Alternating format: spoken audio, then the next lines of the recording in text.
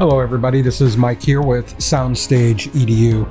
And I know I've recorded a lot of these January episodes in advance because I'm on the road, but that's where I'm at right now. So if it sounds a little different in here, that's why. I'm in a hotel room in Plano, Texas right now, getting ready for the next event. But I wanted to take a break here because I did say that I would bring the microphone with me. I would say the things that need to be said if I saw a reason to say them. And I had something that struck me pretty hard the other day. And it really wasn't band specific. It wasn't fine arts specific, but it was absolutely relevant to what we're seeing in our communities today. So this is let me set it up. This is how it was. I was on a job site. I was in a conference room. It was a sales conference for a large company. And we do it the way we always do. Big screens, big speakers, some lights, the usual up and down of speakers and presenters and some informational, some motivational. And, the motivational guys bring the same usual motivational highlight reel, pictures of past events, video clips of past events. Well, there's one guy gets up and he wasn't your typical outside motivational speaker for the group. He was actually the developer within the community, within the company that spearheads leadership and motivational methodology. And he brought movie clips with him to drive his point home. It was honestly, it was typical. He was a great speaker. It was a great presentation. Not quite my niche, but it worked. Until he played, and I knew it was coming because I was the video director. So I was one putting all the videos on the screen and all the presentations, et cetera, et cetera. And I knew that he was going to play a clip from Facing the Giants. Now, I'm sure in our age group here, within this community, we all know that movie. We may not have all seen it, but we all know about it. But there is one scene in there that has always really stuck with me. It was one of those scenes that the moment you see it, you know what it is, and it evokes a certain kind of emotion in you because it's a powerful, powerful scene. But the scene I'm talking about is the scene where the kid is blindfolded. He's on all fours on the field. He's got another player is told to crawl onto his back, and the coach tells him to crawl. He does what they call the death crawl. And I guess, I don't exactly remember, but I think in the movie that the death crawl was typically 20 yards. But he had him blindfolded, and the kid was like, "Why, coach?" And he's like, "I just want you to focus on the work."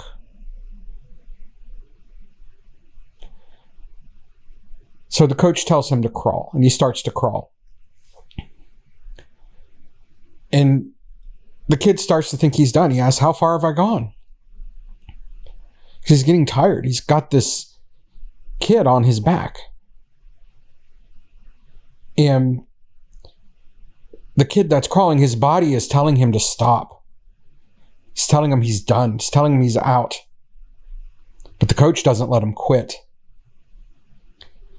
And I want you to understand that it's not because that coach is cruel.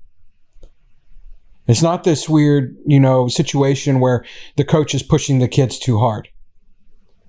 What we have happening here is the coach knows his student. And the coach knows that the finish line is closer than this kid who's crawling even realizes. He knows he's not done.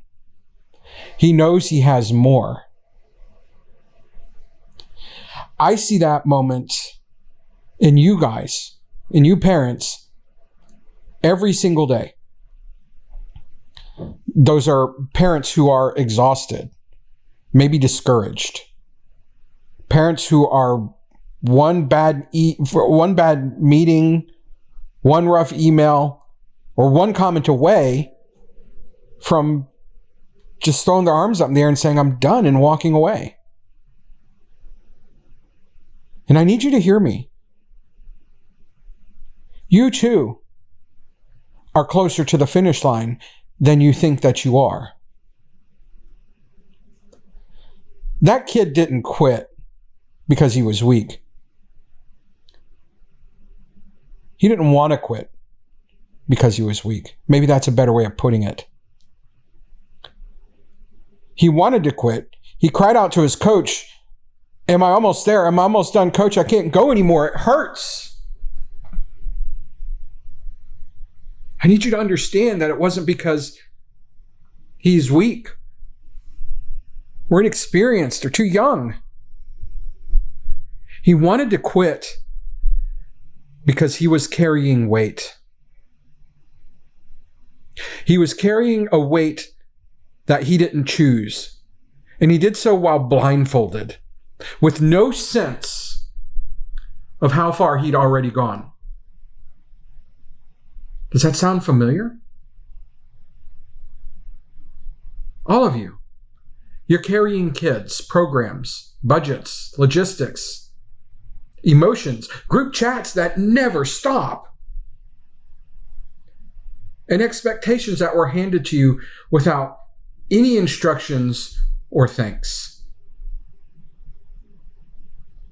And you're doing it because you care. That doesn't make you foolish. That means you're invested. And this is where I need to be very clear. This is not a quit if it's hard moment. This is not a you don't owe anyone anything speech. What this is a keep going moment. Because if you're tired, if you're burnt out, what you're feeling right now is not failure. I want you to understand that this very well could be the moment right before the breakthrough. Because that's when fatigue starts to lie to you. And sometimes, the most loving thing that someone can say to you is, "Don't stop. I see how far you've come." Back to that scene. The coach didn't push that kid to prove toughness. He didn't drop to his knees and get at his level and get in his ear and tell him to keep going, just to prove how tough he was.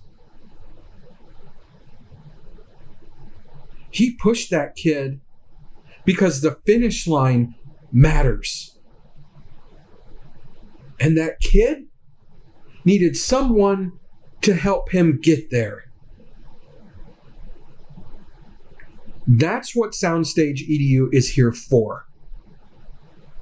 Not to sell you something, not to extract value, not to tell you that you're broken. We're here to walk next to you, and we're here to stay. And we're here to encourage you and say to you, you're not done yet. You keep going. And if you stumble, we're here. If you're overwhelmed, we're here. If you need help right now, email us. SoundstageEDU@gmail.com. Or go to the website at SoundstageEDU.com and drop into the cooler. It's on the front page. Use the tools. Reach out to us. Use us for the purpose that we are here. Support is not a transaction. I need you to hear that. You don't owe us anything today. Because there'll be a day when you look back and realize this was the hardest stretch. Not because you failed, but because you didn't quit. Let us be the voice in your ear when your body says stop. But your purpose is whispering you to keep going. But you don't have to finish the crawl alone. We're here. I'm here. All the time when you need us. This has been Mike with SoundstageEDU. I hope you stick around here. If you've listened this far and you haven't followed us yet, I don't know what you're waiting for. Let's go ahead and click follow on wherever you're listening. Find us on social media, SoundstageEDU. I believe it's soundstage.edu. Or just search SoundstageEDU on Facebook and follow us there. You can follow me as well on Facebook. I'm Mike DeJohn. I'd be glad to have you. You guys take care. Enjoy the rest of your day. We'll talk again soon.